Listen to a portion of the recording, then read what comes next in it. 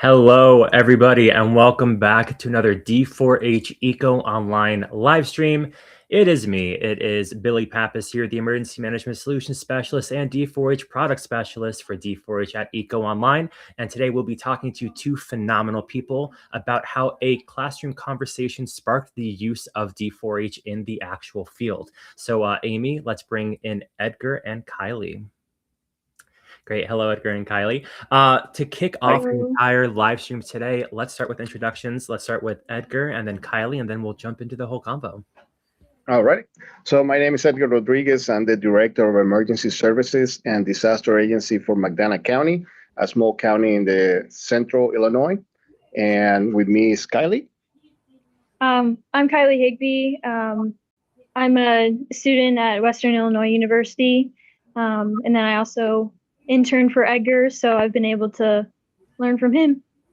That's awesome. And, a few tidbits there. So the first, for all those D4H buffs on the stream, Western Illinois University is a user of D4H. So you'll see the connection there. And also, Kiley, which I didn't tell you before, I also started my career as an intern for a local municipality as well. Although it's New York City emergency management, since I live in New York, I think me going to Illinois would have been a little bit of a flight and a half to kind of get over there.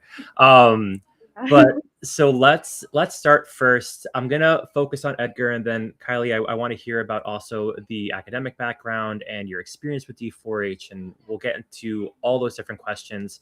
And maybe you can both tag team this. But let's talk about what is your agency. What does it says it on the screen there. I was like, what does ESDA stand for? But tell us about your agency, what you do, just a general intro about your entire team.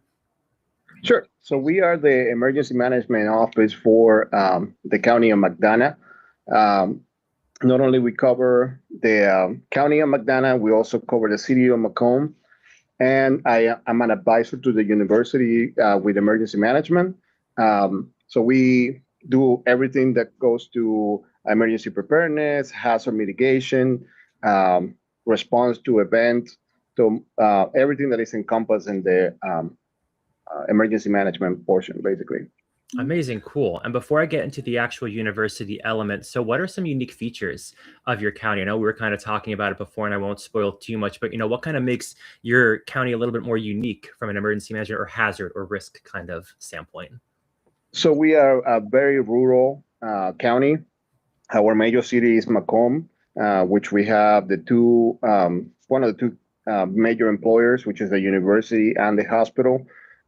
We also have really flat lands in the Illinois, so we have one of our major hazards is severe weather, and our most common event that we respond the most is tornadoes.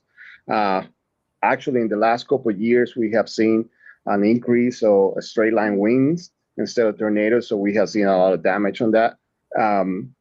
Not too recent, I will say, probably 2 years ago, we had a straight line wind event, and I wish I would have had D4H because it would have been easy for me to document all the stuff. But yeah, we are a very rural community and surrounded by 8 even rural communities around us. Yeah, it's so interesting too to hear the straight line wind, because I think a lot of people don't really think about it that much. I think about high winds, but also I think about my experience more so like on a city, and like we had floods and hurricanes, whereas I don't really think you would. I mean, it floods for sure, but like the geography is very unique, absolutely. And again, I'm gonna take another quick pause before I get into the university piece. But do you want to speak to the photo on the screen at all, Edgar, that Amy's showing?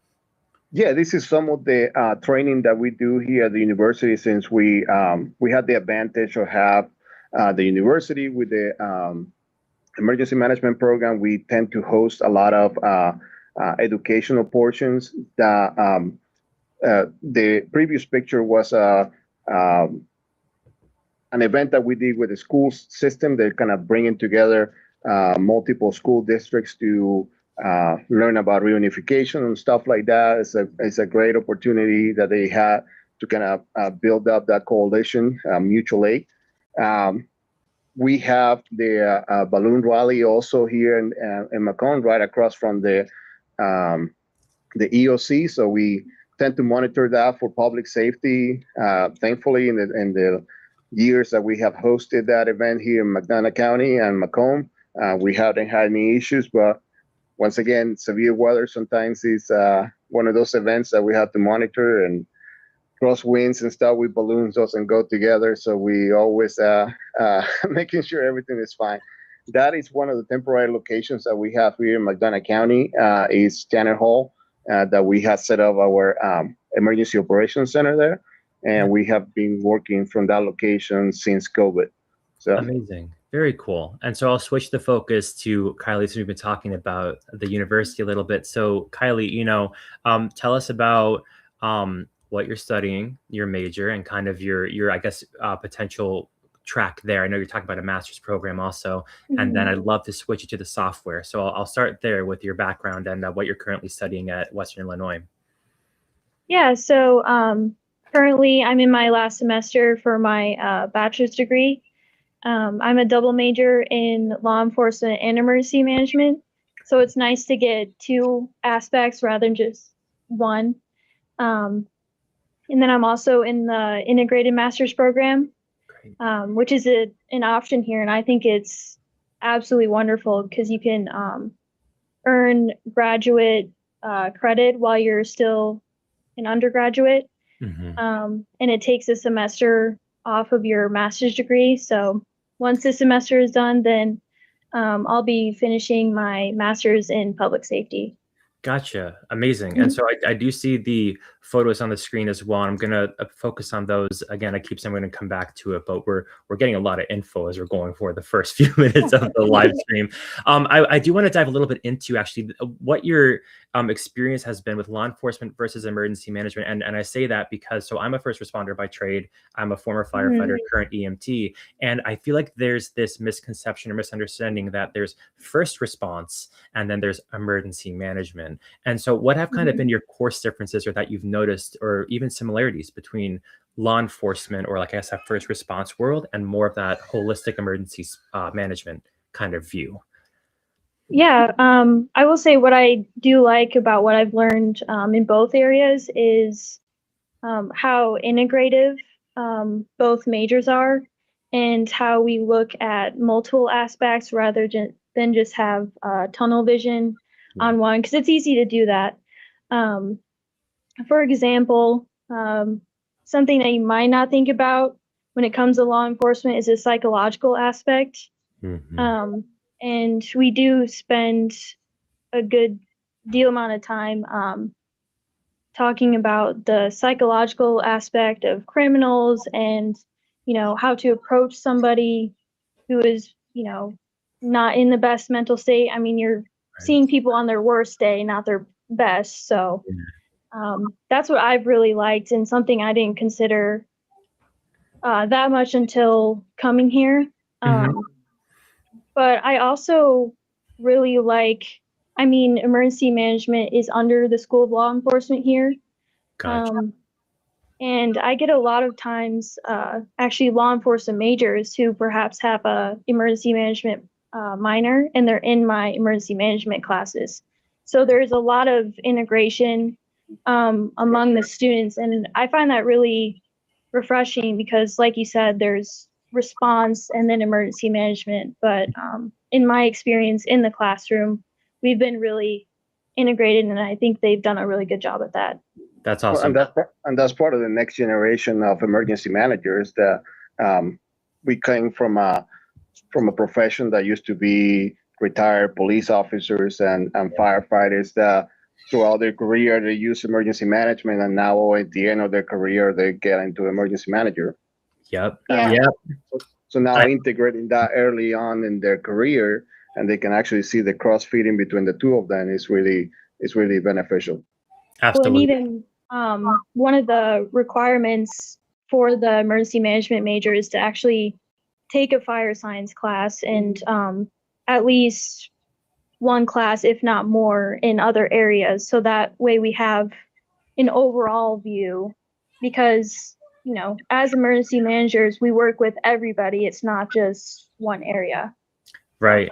Yeah, Absolutely. Yeah, I couldn't agree more. Especially too in certain counties and agencies, and I think it's very similar to the one that you're in Illinois. Is that a lot of the emergency management departments are located within a law enforcement or a fire department or some other response agency. So Mhm. that exposure is incredible. And to Edgar's point, absolutely, trying to educate the newer generation and not just the traditional birth of ICS from like the fire department and whatnot, but also getting that exposure. Those little tidbits and the other elements are ridiculously crucial. And so I guess what I'll focus on next is kind of the title, I guess, per se, of this entire live stream, right? So Kylie, when was your first exposure to D4H, or when did you kind of experience the software in your academic courses? Yeah, so my first experience with it was actually in these meetings we have called apprenticeships, and we learn multiple different things, such as like ICS, working on platforms that we have access to, and then we do actual scenarios where it's a timed evolution, we're put under pressure, and we have to make quick decisions, which I think is really good practice for the real world, because what I've seen is some people don't think about the timed evolution, which is really important to practice beforehand. And I think that really prepares you for your actual career. So I think actually one of the first apprenticeships I went to was for D4H, and I got exposure to that. But I've also used it for this hands-on training that the Emergency Management Club here did. I brought that back, I want to say, at the beginning of this year. It's under IESMA. I don't know if you've heard of them. It sounds familiar, but oh wait, the Emergency Management Club, it's where they create different emergency, like it's like an academic integration into emergency management in general. It's ringing a bell, but you sparked something of an emergency management club like that. That sounds really cool. So I'll let you talk to that for a few seconds. Yeah, so it's a student organization, but we call ourselves IESMA, which is an actual external organization. It stands for Illinois Emergency Services Management Association, I believe. Gotcha. Okay. So we're kind of an unofficial chapter of that, if that makes sense. Chapter, yes. But last semester we did, like I said, a hands-on training where we went to the football field here, and it was an active shooter situation. Scenario, not an actual. Well, right, exercise. That was the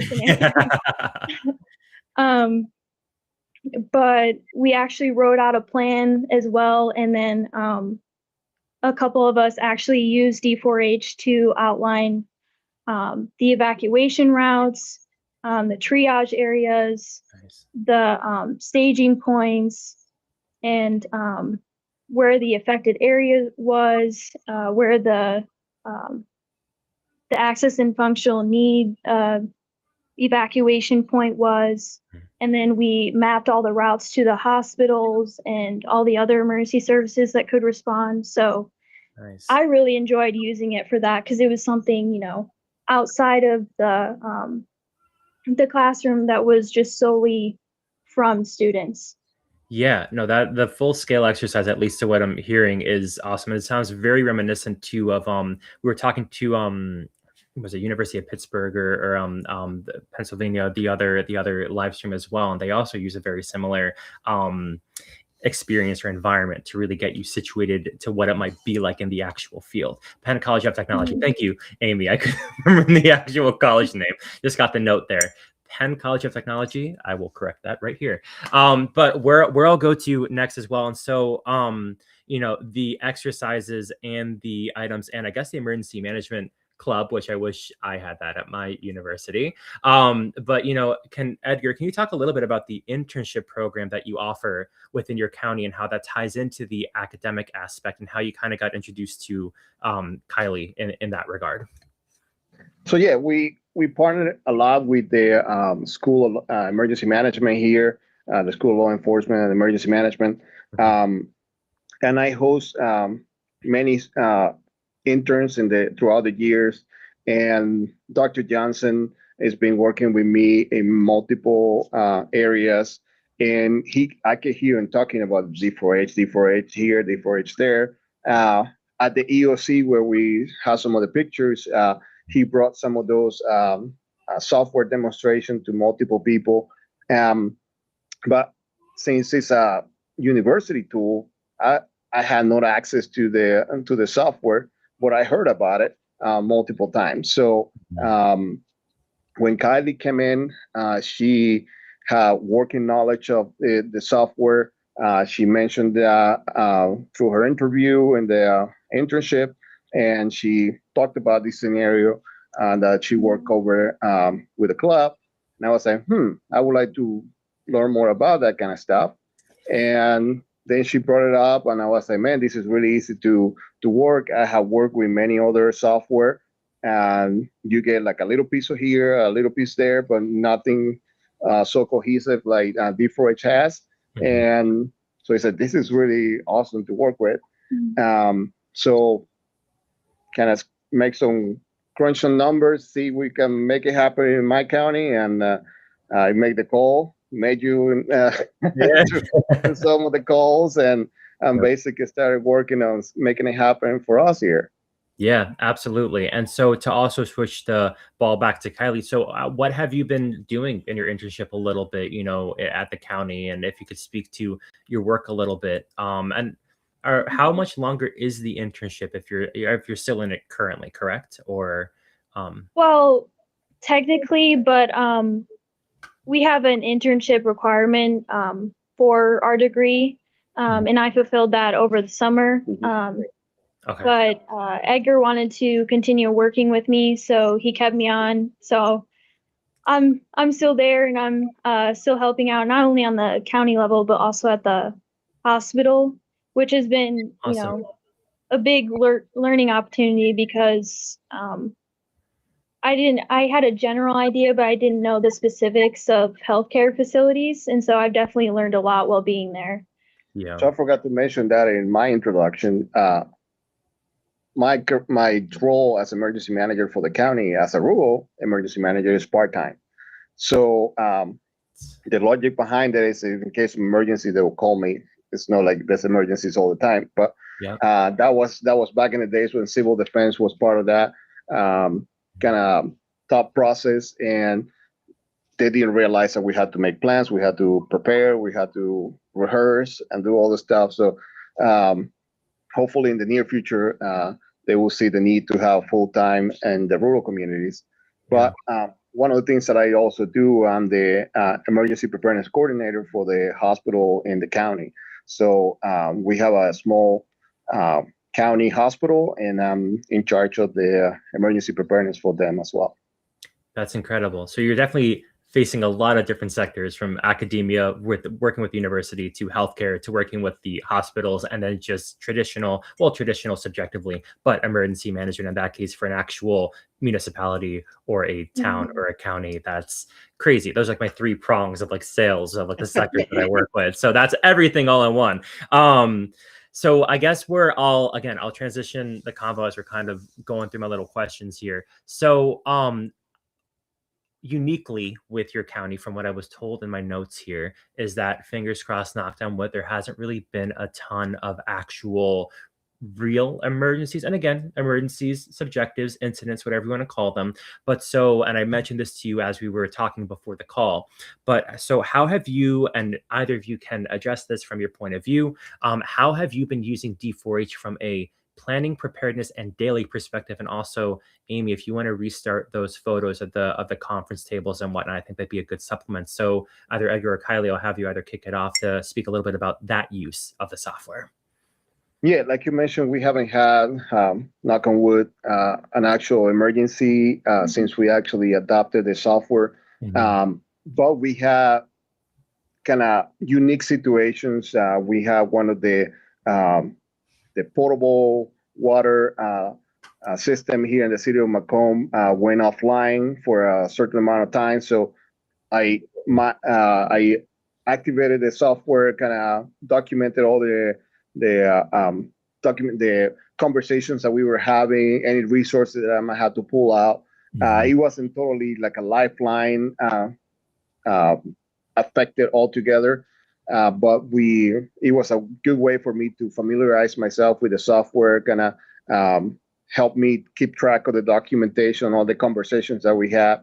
And if I needed to report to the state, hey, this is some of the things is happening in my county, I just print a report from the software and I send it to the state, and the state was like, where did you get this? This is really nice. So it's like, oh, let me talk to you about the software later on. So yeah, it was pretty easy for me to get that report out pretty quickly.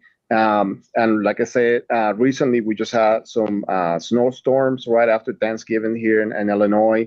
We were expecting significant amount more than what we actually had in the ground, but I kind of preset some of the stuff in the software. Hey, this is some of the conversations we were having. This is some of the assets that we actually put aside, and it turned out to be nothing, but it was once again another way for us to familiarize with the software, kind of get ourselves in the use of the software, even for situations like that. So hopefully we keep having these little events that make us use the software, kind of keep the documentation and conversations kind of put together there.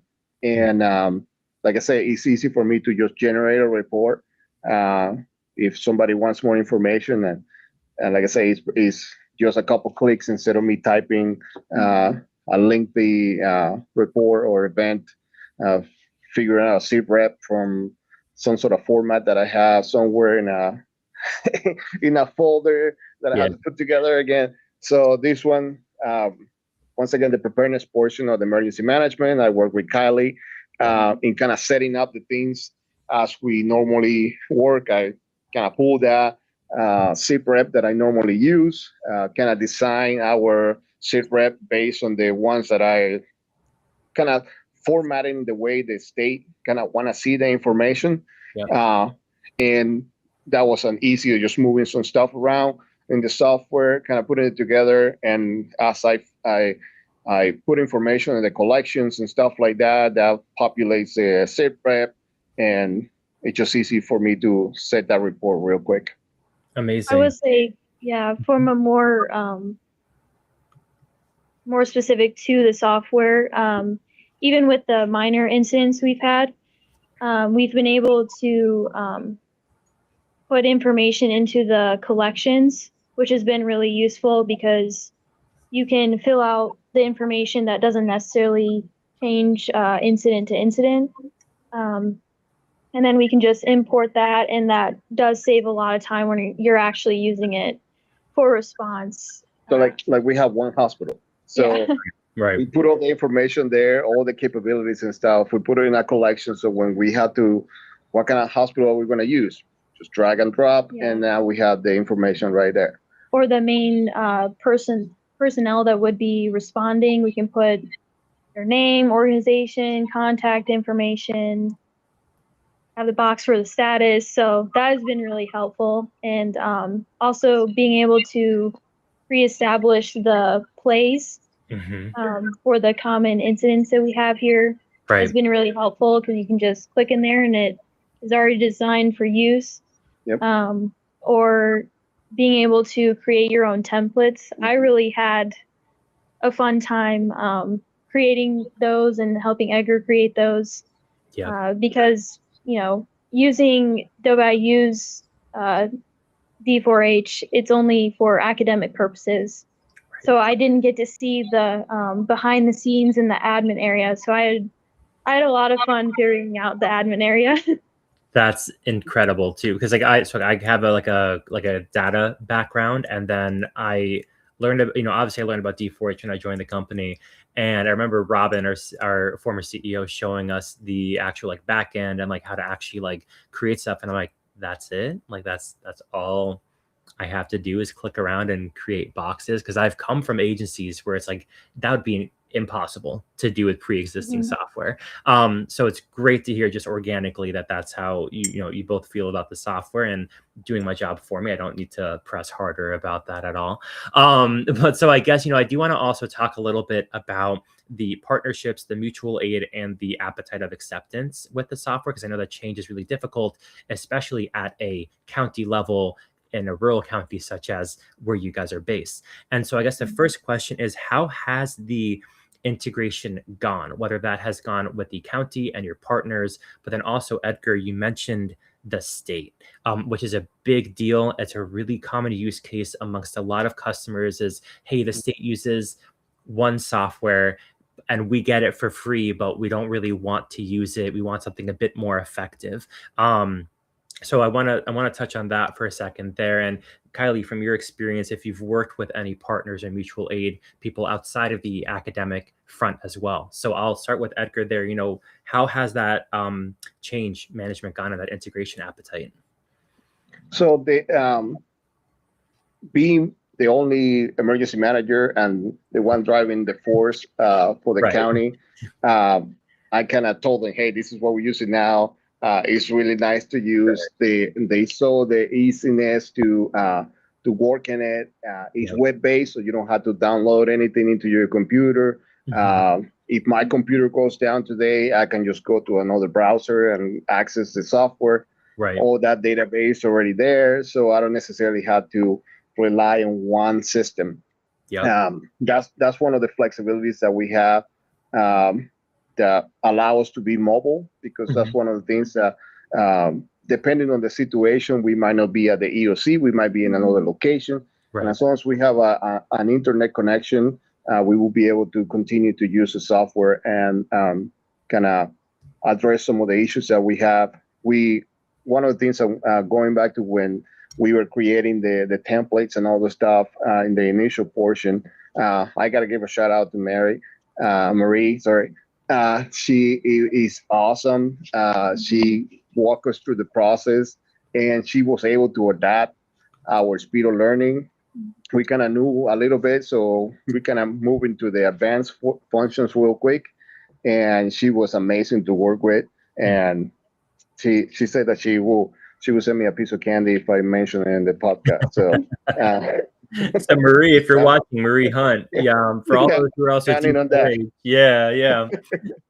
No, so that was one of the things with the place we actually work together. We every year we work with the state on putting together a threat assessment of some of the hazards that we have locally, and that's one of the things that we base our place on.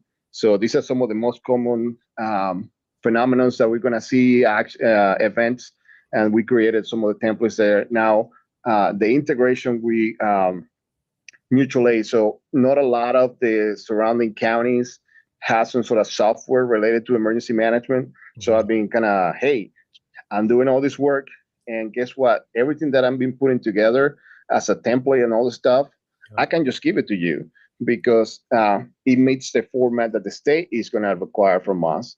So it's like, just jump on the wagon and come join us in the D4H realm, because we already did the work. So we kind of manipulated some of the templates and stuff to meet the requirements that the state is looking for. So kind of rearranging some of the locations of the information, because that's what they look for right away, and meet the requirements. So it's pretty easy to do that. And like I said, we enjoy working on the background very often. So yeah. And that's really positive to hear about the implementation aspects. I think one big piece of software management is, even if it's a new piece of software, it can be the easiest software in the world. But if you don't understand how to use it, or you don't train well on it, then what's the point of buying the easiest software in the world? So absolutely a big shout out to the customers team, Marie, and the team as well. But also, that's great to hear that the training was in fact simple and easy and got you guys up to speed, but also incredibly intuitive. And I want to focus on another point that you brought up. So you talked about the investment and everything that you develop in the county.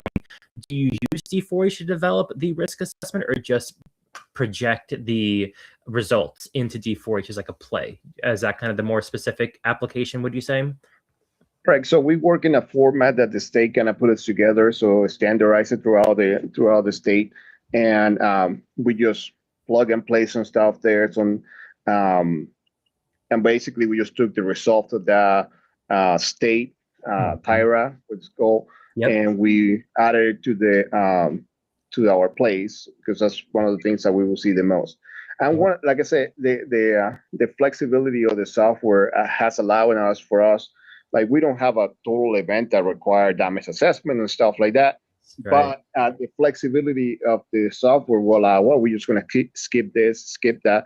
And we were still able to use it for lower events like we're doing right now. So, and like you mentioned, just keep using it. So we just familiarize yourself, and that's how you become proficient in this software. Yeah. And just being able to, in the settings of the incident, just check and uncheck if you need it or not. Correct.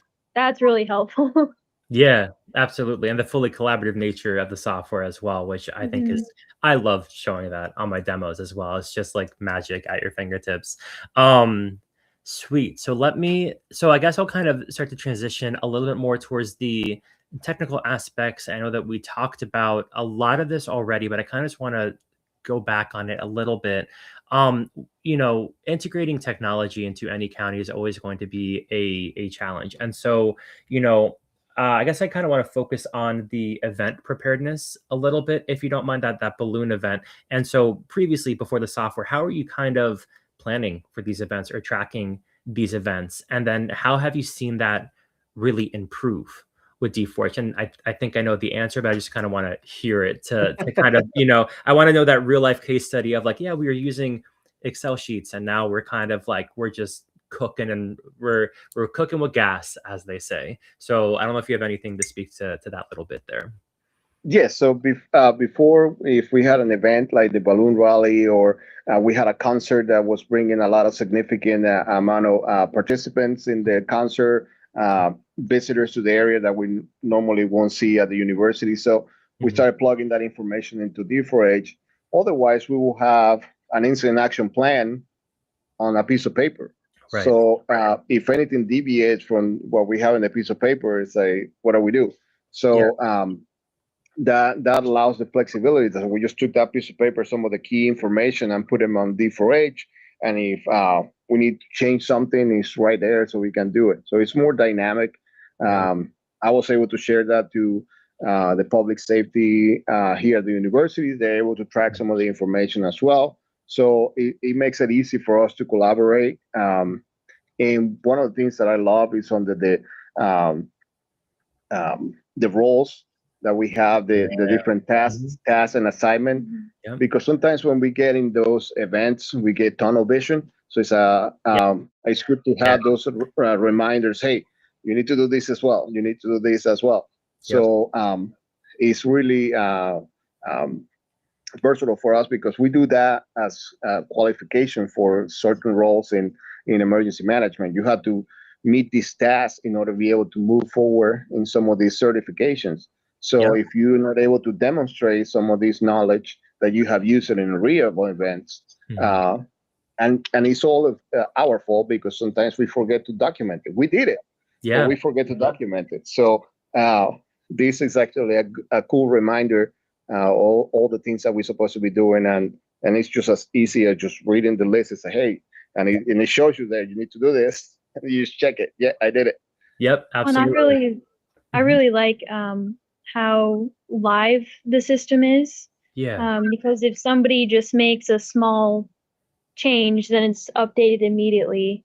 Right. And multiple, however many people you want, can be on the same incident. And I think that really helps also put in the proper information more efficiently.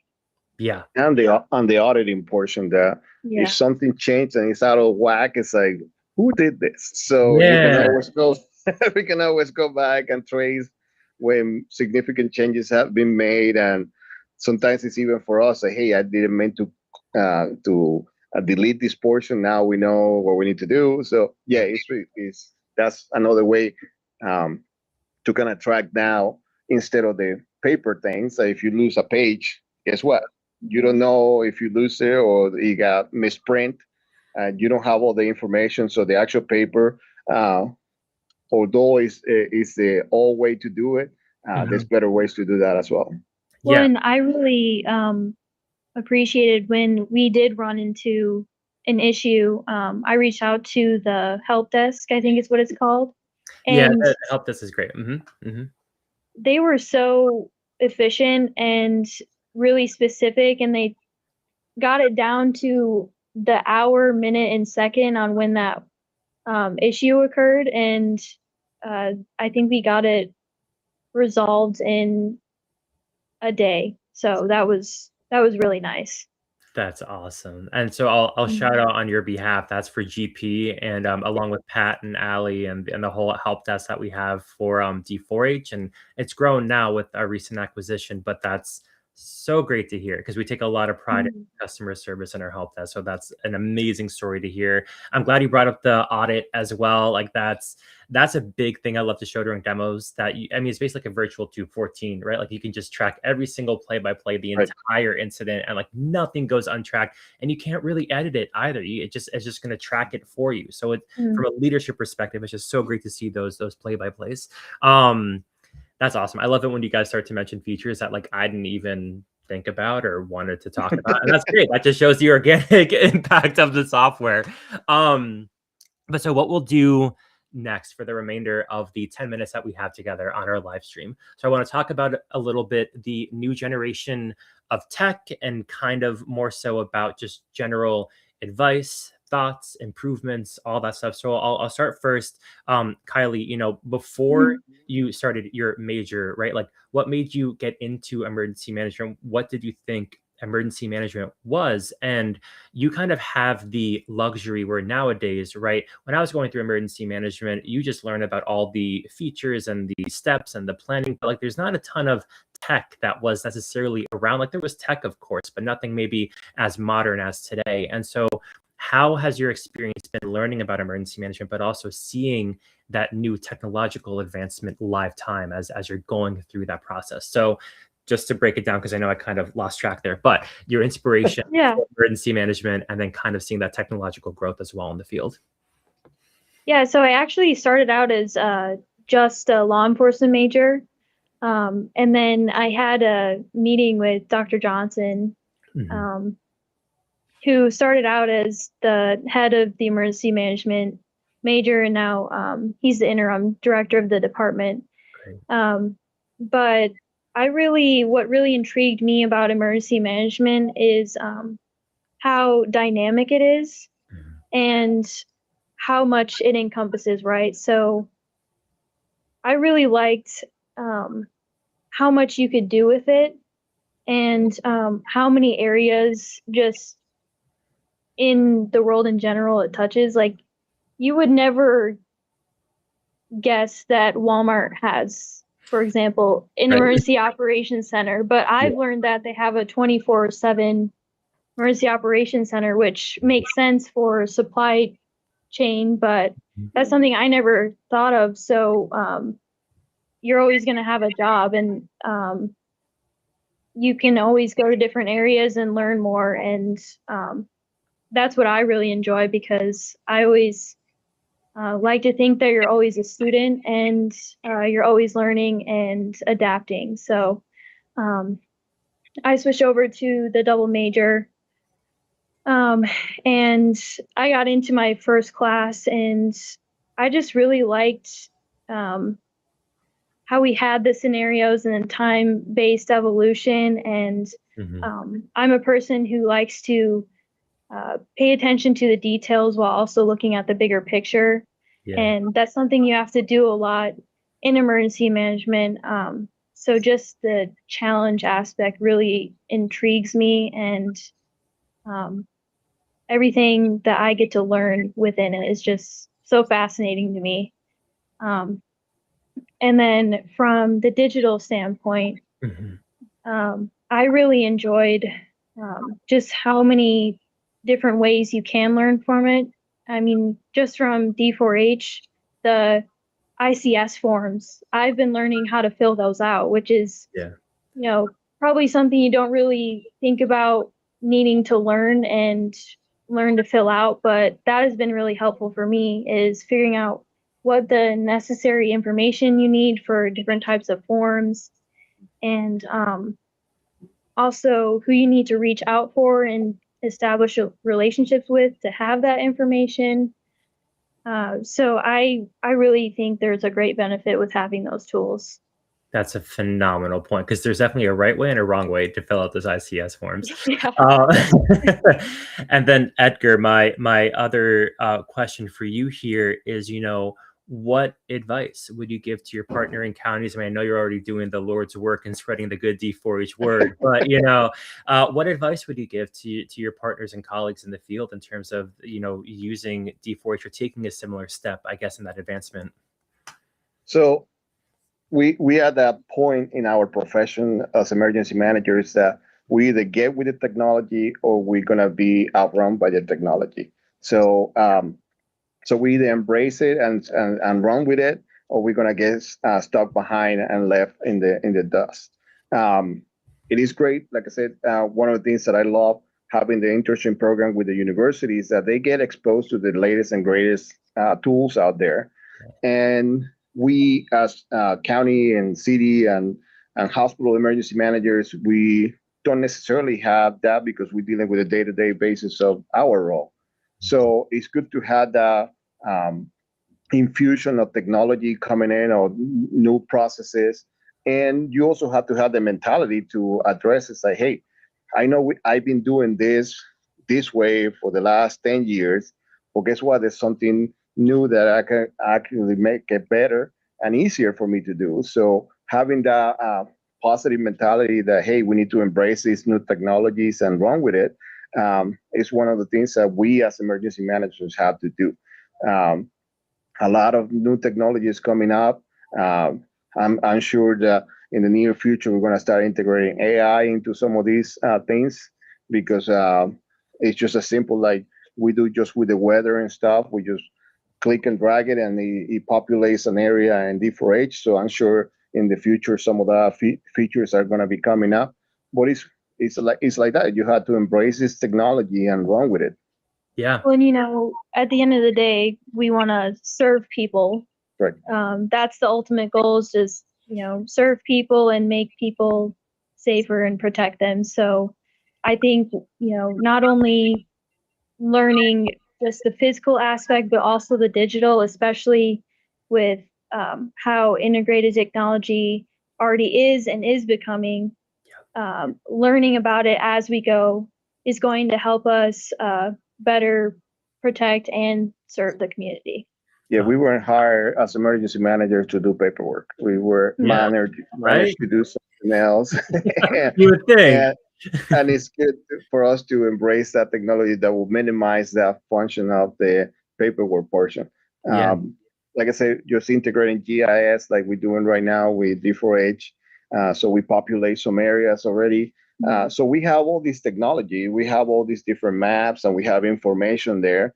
But if we don't have a way to integrate that all together, instead of picking up something from here, picking up something from there, and kind of putting it together, if we can integrate it all and make it work seamless, that's the final goal there.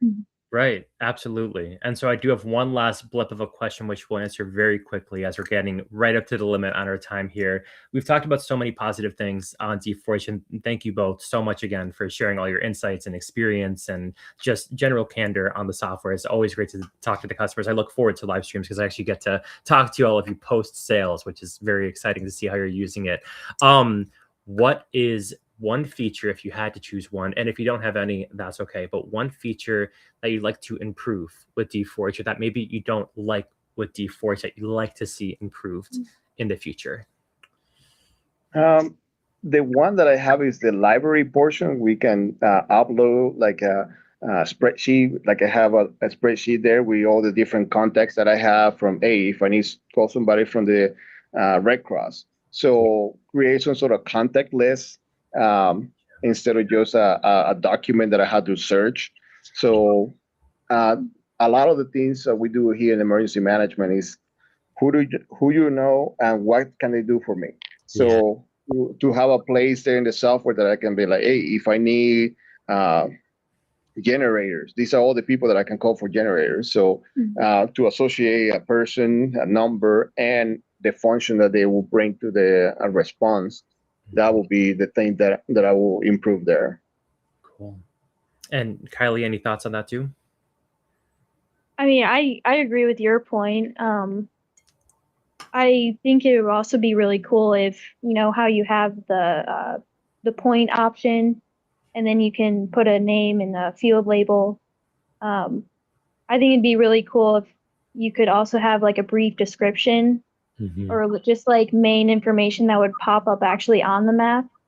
Yeah. Okay. That would be really cool. Sweet. Because if you just had like just the map portion up in your EOC, you could just click it and have the main information or the status of that place too. That would be really cool to see. Yeah, absolutely. Great. Well, thank you both very much. We are right over the time limit of 45 minutes, so Amy will probably yell at me later, but that's okay. Thank you again so much for both of your participation and insight and just being here on the live stream and taking the time today to talk about it. Amy, thank you so much on the back end for putting the live stream together. So Edgar and Kiley, thank you again. Thank you all for attending the live stream today. And we'll be back with another live stream in the future. So thank you all so much again and have a great rest of your evening. Thank you. Thank you, everybody. Of course.